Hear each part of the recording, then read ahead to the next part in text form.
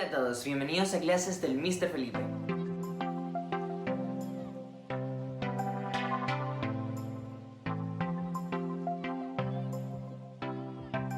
Hoy vamos a ver un tema bastante especial y este tema especial es el verbo to be. Sí, en todos lados nos enseñan este verbo, algunos lo encuentran terrible, para otros es una gran pesadilla y para otros es algo demasiado complicado. Así que quiero que todo eso se mezcle y que se nos haga súper fácil esta vez. Primero que todo me gustaría saber qué es un verbo, dicen ustedes, ¿cierto? Entonces aquí va. A verb is a word that describes an action and states and an occurrence. ¿Y por qué esto se hace una pesadilla? Yo tengo la respuesta. Acabo de soñar con el verbo to be. Pongo las manos al fuego por lo que voy a decir, y es que el verbo to be es uno de los verbos más irregulares que vamos a encontrar en lo que es el inglés. Y es por eso que se hace uno de los más vistos y uno de los más complicados al mismo tiempo. ¿A qué me refiero con que sea irregular? Quiero decir que no hay ninguna manera, no hay ninguna directriz, no hay ninguna forma de yo poder conjugar este verbo y decir ya. En este momento viene este sujeto, entonces tengo que agregarle esta parte a esto, esta terminación. No va así. El verbo to be cambia completamente. ¿Qué significa el verbo to be? Este verbo significa ser o estar y lo vamos a utilizar para denotar un estado o para describir, ya sea una persona, un objeto, una situación, un hecho, etc. ¿Por qué enseñan este verbo en todas partes y por qué no sale hasta en la sopa? Esa es una gran interrogante y la respuesta es bastante simple, porque no solamente lo vamos a utilizar en un tiempo simple, sino que también nos puede ayudar para construir otros tiempos verbales que vamos a ver más adelante. Y lo vamos a conjugar en tres modos: en el modo afirmativo, en el modo negativo y en el modo interrogativo. Vamos con el modo afirmativo. Tenemos entonces nuestros pronombres personales que ya vimos en nuestra primera clase. I, you, he, she, it, we, you y they. La conjugación va a depender netamente de mi sujeto. En este caso va a depender de mi pronombre personal. Entonces vamos. Para I, am, you, are, he, she, it, is, we, are, you, are, they, are. Pero también lo podemos encontrar de una manera abreviada. Las abreviaciones se utilizan para economizar el lenguaje, para economizar la manera en la que estoy hablando, para apresurarme, para decir todo de una manera mucho más compacta. No les recomiendo mucho esto de la abreviación cuando se trata de situaciones un poquito más formales, porque esto le da un toque de informalidad.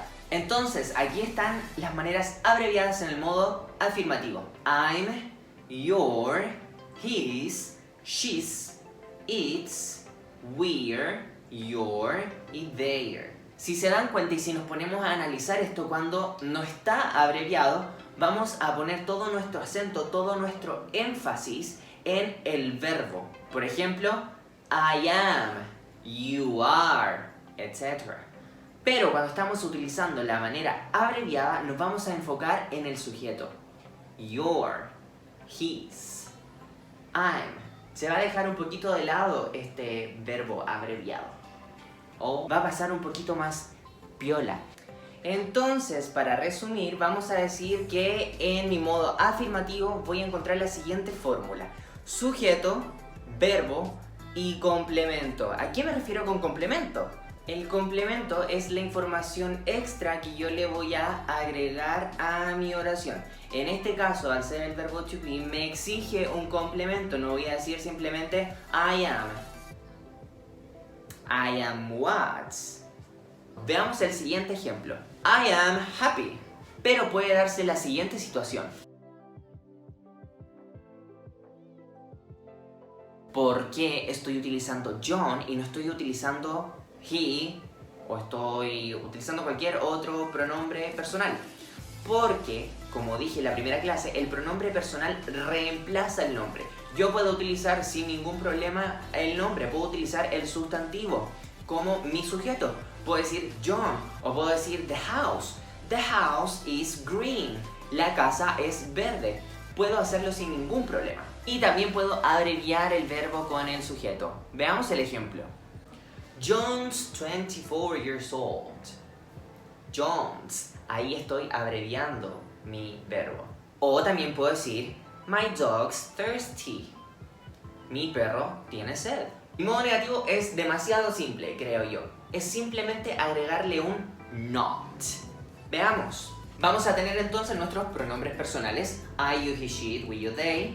Vamos a tener nuestros verbos que ya aprendimos.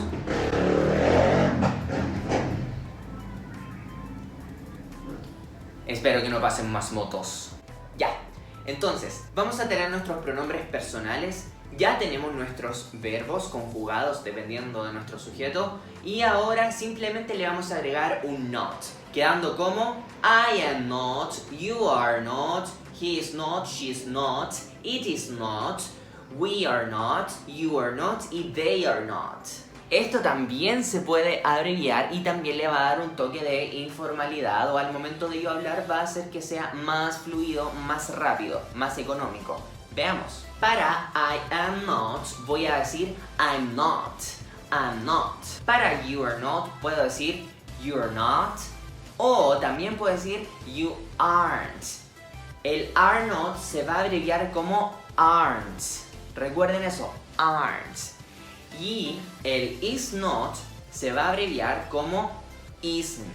Entonces, I am not, I'm not, you are not, you're not, you aren't. He is not, he's not, he isn't. Y así consecutivamente. She is not, she's not, she isn't, it is not, it's not, it isn't, we are not, we're not, we aren't, you are not, you're not, you aren't, they are not, they are not, they aren't. ¿Qué va a pasar en este caso? Cuando estoy con un not, voy a enfatizar mi not. She is not 24 years old. She is 23. Pero cuando está abreviado, voy a poner mi énfasis en el verbo junto con mi negación. Isn't, aren't, you aren't my friends, he isn't a teacher. Como se dan cuenta, los verbos en negativo se pueden abreviar de dos maneras, excepto I, que solamente tiene una abreviación, I'm not. Entonces la fórmula de mi modo negativo de escribir el verbo to be va a ser sujeto, verbo, not, complemento. Ejemplo, John. Oh, you're not here in this moment. She's not in Santiago. Ella no está en Santiago. Or, she's not sad. Ella no está triste. Podría decir también, you aren't the only one. No eres el único, no eres la única. O también podría decir, you're not the only one. O, you are not the only one. Ahora en el modo interrogativo todo se da vuelta. Pasa a ser el verbo, el sujeto, el complemento y mi question mark. Mi question mark, mi signo de interrogación, es súper importante dentro de la oración. Si yo no lo tengo en mi modo interrogativo, ¿dónde está la pregunta? ¿Dónde está la pregunta? Pregunta. No está, no se encuentra. Es absolutamente lo mismo, simplemente tengo que dar vuelta a la situación. Entonces pasaría a ser am I, are you, is he, is she, is it, are we, are you, are they, is he married, is she a scientist. ¿Qué me va a faltar acá? Mi respuesta, sin duda va a faltar la respuesta. Cuando yo estoy preguntando con el verbo to be, tengo que hacer una respuesta corta. ¿A qué me refiero con una respuesta corta? Que no tenga una construcción muy elaborada. Veamos el ejemplo. Are you happy? No, I'm not. Are you happy? Yes, I am. A partir de esto, si la respuesta es sí, entonces la fórmula va a ser la siguiente. Yes, coma, sujeto, verbo, punto. Eso, nada más que eso. Y para el negativo, mi fórmula de respuesta corta va a ser no, coma, sujeto, verbo, not, punto. Tenemos otra manera de hacer preguntas en el inglés y que también está relacionada con el verbo to be y la verdad con cualquier otro verbo. Pero por ahora solamente nos vamos a enfocar en el verbo to be. Y estas son las WH questions or question words, que son todas estas preguntas que comienzan con WH, por eso es WH question.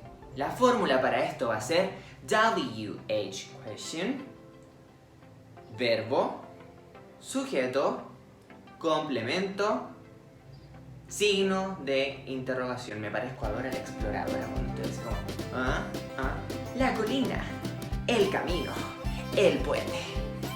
Veamos el ejemplo.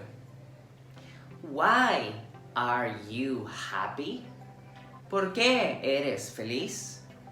¿Ahí qué voy a hacer? No voy a poner ninguna respuesta corta. Voy a decir I am happy because my birthday is tomorrow. Un ejemplo, porque mi cumpleaños es mañana. Otra WH question que es súper común es el How are you? ¿Cómo estás? Voy a decir Yes, I am o voy a decir No, I'm not. No. Por eso tiene que ser una respuesta un poquito más elaborada. How are you? I'm fine, thank you. I'm sad in this moment. I had a problem, etc. Entonces, para resumir, tenemos dos fórmulas en nuestro modo interrogativo. Una fórmula sin el WH y otra fórmula con el WH. La fórmula que no tiene el WH, que simplemente parte con el verbo to be, va a tener una short answer, una respuesta corta.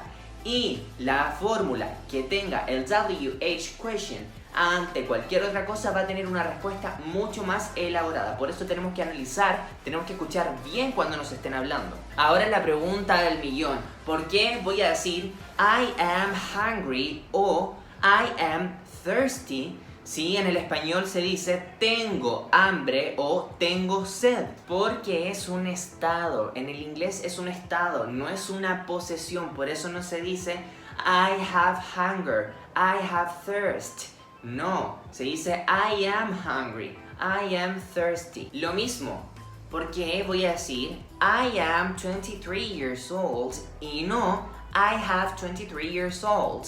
Sí, en el español nosotros decimos yo tengo X años, porque la edad en el inglés es un estado, state of being, es un estado de ser, y al ser un estado de ser va a utilizarse el verbo to be para poder explicarlo. I am 23 years old. I am 54 years old. I am 84 years old. Todo esto es información básica sobre el verbo to be. Espero que hayan aprendido, que es lo más importante, y que hayan disfrutado este video porque está hecho con mucho amor y con mucha paciencia. Muchas gracias a todos por el hermoso apoyo que me dieron en mi primer video y espero que les siga gustando este y el resto. ¡Nos vemos!